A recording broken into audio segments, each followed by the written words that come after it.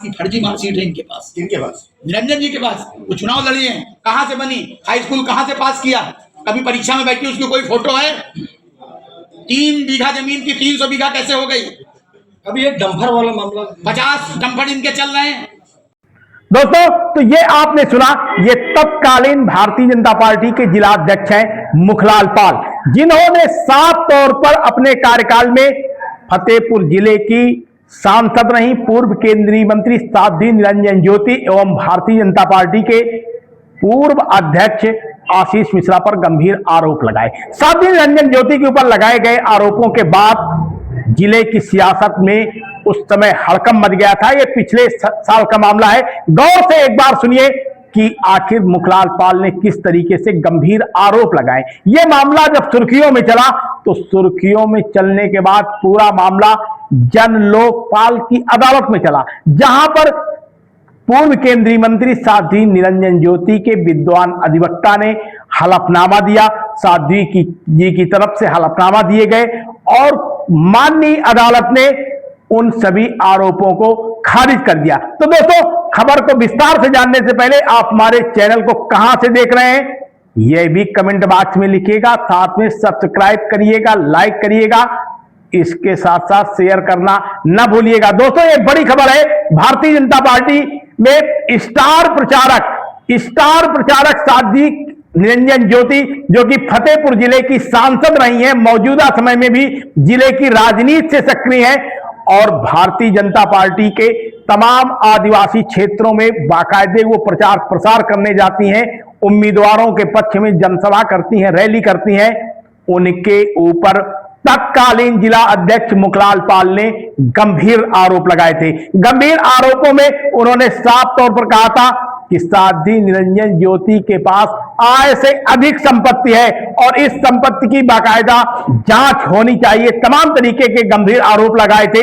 इन आरोपों के बाद यह पूरा मामला सियासत के गलियारों में चर्चा का विषय बना रहा। हालांकि उस समय भी साध्वी निरंजन ज्योति ने कुछ भी बोलने से इनकार कर दिया था, लेकिन अब साध्वी निरंजन ज्योति ने कल बाकायदे एक उनके प्रतिनिधि शिव प्रताप सिंह ने प्रेस नोट जारी करके साफ तौर पर कहा कि मेरे ऊपर जो आरोप लगाए गए थे वो पूरे तरीके से झूठ थे, निराधार थे, राजनैतिक विद्वेष भावना से ये आरोप लगाए गए थे। शिव प्रताप सिंह द्वारा जारी प्रेस नोट में साफ तौर पर कहा गया कि इस आय से अधिक संपत्ति के मामले में जन लोकपाल की अदालत में, माननीय अदालत में अनुराग ठाकुर ने बाकायदा मुकदमा किया और मुकदमा करने के बाद नोटिस जारी हुई थी।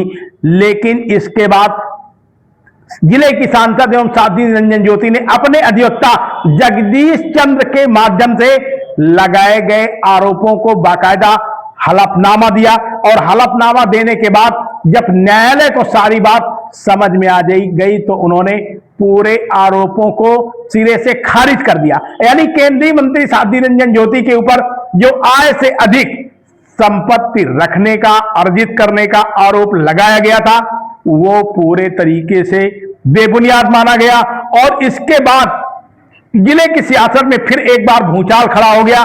तरह तरह की टिप्पणियां सोशल मीडिया में की जाने लगी।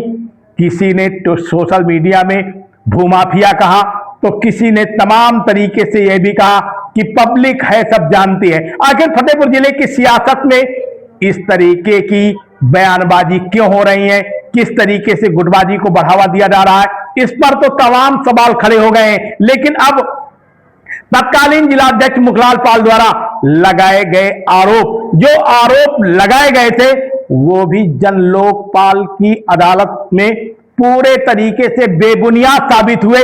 आखिर अब फिर एक बार सुन लीजिए कि आखिर तत्कालीन जिलाध्यक्ष मुखलाल पाल ने क्या कहा था। तो दोस्तों, आप बने रहिए सब समाचार में, हम लगातार आपको ऐसी खबरें दिखाते रहेंगे। फर्जी मार्कशीट है इनके पास। किनके पास? निरंजन जी के पास। वो चुनाव लड़ी है, कहाँ से बनी, हाई स्कूल कहाँ से पास किया, कभी परीक्षा में बैठी उसकी कोई फोटो है?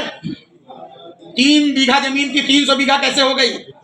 अभी एक डंपर वाला मामला 50 डंपर इनके चल रहे हैं।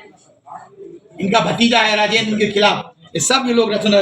ये अभी तक क्यों नहीं आपने इसकी शिकायत की? निरंजन ज्योति का चार्ट की मार्कशीट अभी क्यों? आज जब प्रश्न उनका आया तब मैं किया हूँ। पहले तो उनका प्रेस में आया ना कि वो मुझ में भ्रष्टाचार किए हुए हैं।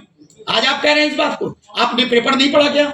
उसमें उन्होंने मेरे ऊपर आरोप लगाए, तो मैं प्रमाण दे रहा हूं। और अगर आपको शंका है तो आप विधायकों से बात कर लीजिए ना। तो इन्होंने जो चुनाव आखिरी गलत मार्ग से लगा किया है, चुनाव लड़ा के। मुझे नामांकन में, मैं उत्तर प्रदेश का पहला जिला अध्यक्ष हूँ जिसको मुझे नामांकन में नहीं ले गए। क्या मैसेज वो दे रही थी? इसीलिए आपने उनको हराने का। फिर वही बात कर रहे हैं, एक समाज एक प्रमाण। इन्होंने नहीं हराया। मैं जिला अध्यक्ष हूँ। मैं जिला अध्यक्ष, अगर कोई हारेगा तो मेरे ऊपर आज यही तो आरोप लग रहे हैं। आपके ऊपर बनती थी ना। मेरी बात समझ, बनेगी, बिल्कुल बनेगी, क्योंकि मैं जिला अध्यक्ष था। एक प्रमाण आप बताइए ना कि मुखलाल पाल ने यहाँ पर हराने का काम किया। भारतीय जनता पार्टी जिला अध्यक्ष के नाते मैं झोली फैलाकर भीख मांगता रहा, इनके समाज के लोगों ने इनको हरा दिया। आगे क्या रणनीति रहेगी? आप देख रहे हैं शपथ समाचार।